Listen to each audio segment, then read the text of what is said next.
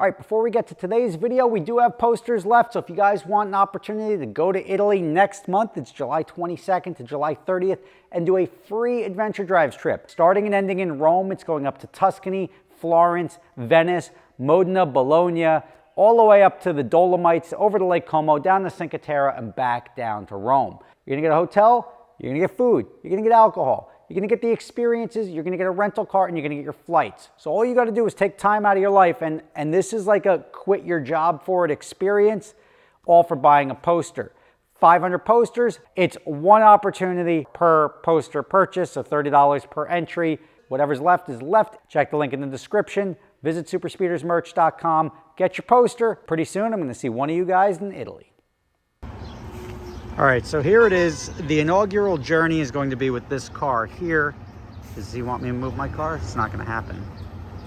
And I'm taking this to the racetrack today with this truck. I'll show you just...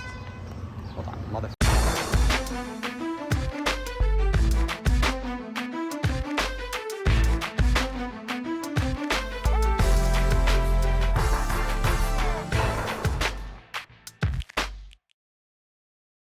All right, here are my other two cab and chassis, and then I'll show you what a finished product looks like, because this is a masterpiece in my world.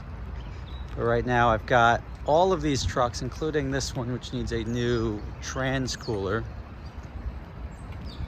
and then the ugly truckling over here, Speed Force 1, got bumped up into primary position. And it's been doing all the loads. I've had to use my personal truck now because this one's down, and this one, the registration's expired because the dealership titled all of my trucks here in Ohio for some reason, and now I'm having a hell of a time trying to get them registered in New Jersey. So let's take a look at this. I'll explain to you what my master build was, what it cost, and at the end of the day, what I'm going to do with these two. Because right now, this is becoming an issue because I've got trucks that I can't use. And it looks like it's going to be months. All right, so here it is. This is the truck that I built. I think the spec is almost perfect. The only thing that I would change on this, if it was possible, was to bag it so it could drop to the ground to make it a little easier to loading. But I'll show you my workaround for that right now. Obviously, we addressed the cab and chassis issue. This is a gas truck. A gas truck is not diesel. Diesel is also a fuel, but it is a gas truck. So when diesel prices spike again to $6, I'm not spending that. It still gets about 500 or 600 miles of range to the truck. This is the original truck that I got that I hadn't seen when I told the dealer to order me two more. The dealer insisted the two more trucks that came in were the same one that I ordered last time, which the roll down windows would prove that, but the center console is in the truck. This makes it entirely more usable. So they're full of crap that they ordered me the same truck. They just sort of gave me what they had, and it's registered in whatever, the title is out of Ohio. What a pain in the ass. But if you see, here's what I did to the truck. I'm going to take it on its inaugural journey today. I'm bringing my Corvette there down to New Jersey Motorsports Park. Solomon Rosenthal, who does the One Lap of America, has a track day down there at Thunderbolt, and I'm going to take that down, put some miles on it, see if something breaks on it. If not, we'll approve that to go to Germany for the Nürburgring. So I'll send that over to Misha. If you see here, it's got the diamond plate on it. We've got them. Taj has already installed the winch on this truck here, in case you care about getting your own truck made. It's got the winch recessed with the cover and then the hook. So that's all very nice. I've got some extra D-rings here, so I go wider and deeper on the D-rings all the way around. Gives me plenty of flexibility. These, for the wheel stops, can go 3 different positions depending on the car you're pulling up, forward, backwards, to prevent you from hitting the cab, but you also, to prevent you from hitting the cab, have this backstop there. In here, you have, I forget what this is called, like a rhino lining to prevent rust. This is your winch controller here, so you can control the winch. You know, I'll use the winch to load my car. I'll figure that out in a second. And then here, this is special. I made this. This is for my race ramps. I'm like, can you make me a separate thing? So instead of using your ramps, I could put some race ramps in there. So I'm going to custom make some race ramps that are going to feed all the way through and sit on this. So that should be nice too. This will give us even more angle to play with. These ramps here are the factory ramps, and we have the extensions on the other side. Making your way around, this is the wider toolbox. This has the factory extended ramps that Hodges sells. So obviously this gets you some room, but the race ramps will give me even more room to take it up on a super angle if I need to. It's $16,000 for the conversion off of the cab and chassis that you see back over there. That's painted as you see it sitting here, diamond plate, etc., with the winch, with the install.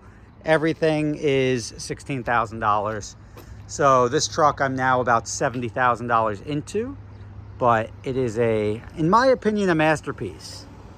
Now, in my brother's opinion, who tends to complain when he can, the gas truck is not as good as the diesel truck. And he's like, well, the diesel truck, we can get 1,000 miles of range. And I'm like, great, like the diesel truck, but if diesel fuel is more expensive, I get it, but you can get further range. And he says, it also doesn't pull. Put a car on there and try going up a hill. And I'm like, I'm having problems with that. I'm going to take it on the trip. I'm going to see how it pulls. I understand if you don't have it in like tow haul mode, it may be doing like highway efficiency, cylinder deactivation, all that stuff. Then it's not going to pull up a hill very good. But otherwise, I can't imagine a commercial truck. And they put flatbeds, you know, the hydraulic tilt bed flatbeds on gas trucks.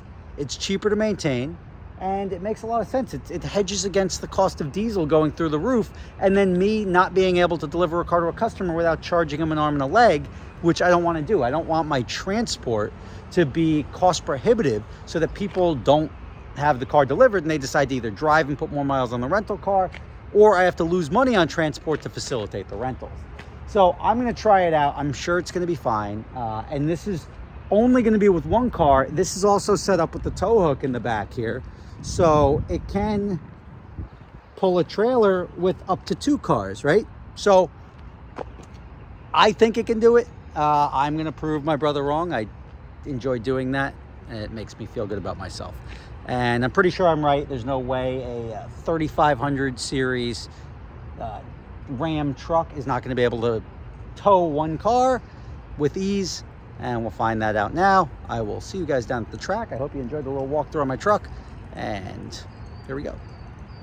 I forget who it was. I think it was LG Motorsports that riveted my front bumper on, which gives me, I want to say, at the low point, that's about 1.5 inches of clearance. 1.5 inches of clearance just doesn't cut it. That's why the front lower splitter is removable. What I'll probably do is I'll Zeus fastener the entire clip. So I take the whole front nose off when we load it on and off with trailers and everything like that. And that does point out that I have a double brake too. Most of the trailers have a single brake that they do. I have a 24-foot length bed with a double brake to allow for a more gradual incline. All right, let's get this thing loaded up.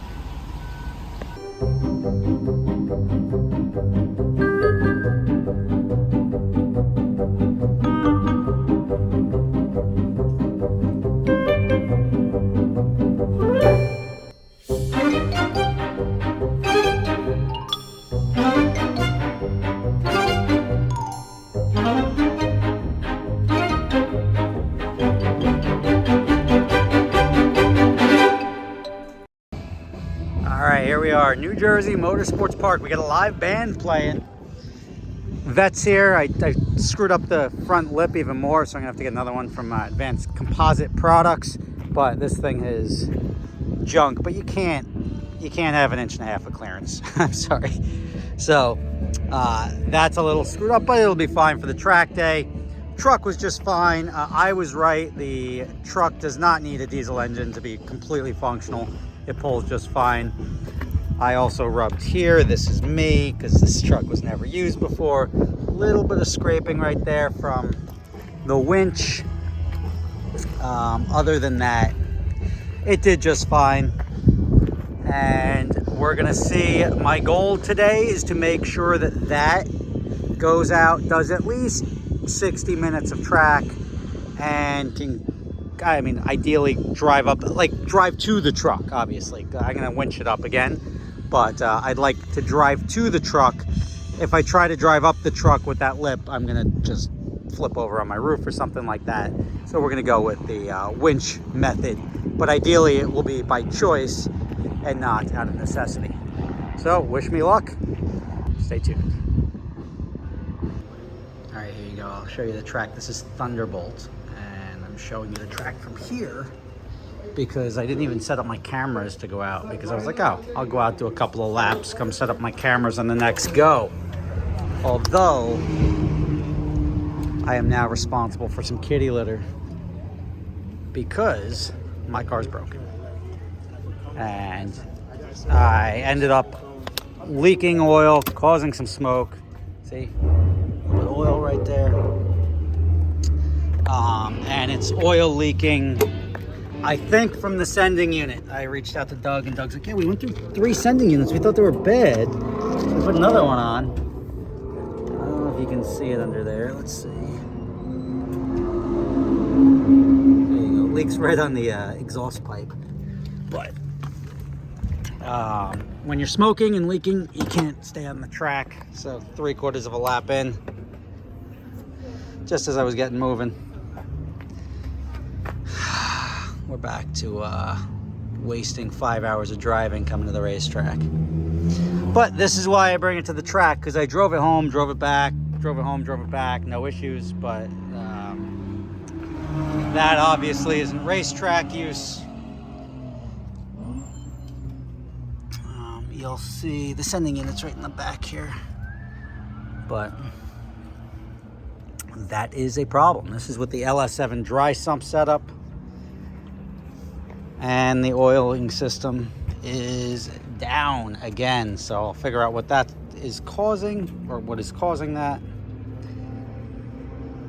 And for now, I'm just gonna be bummed. These are my backup glasses, by the way, or in my bag, because I couldn't find my other ones. But it's a problem. At least there's no fire. I mean, when there's leaking oil on hot stuff, you usually get fire. So if I stayed out there, I would have had a fire. But I didn't this time. So we just clean it up, fix it, and then pick the next track to try it out. Not going to Germany right now with this. See you next time.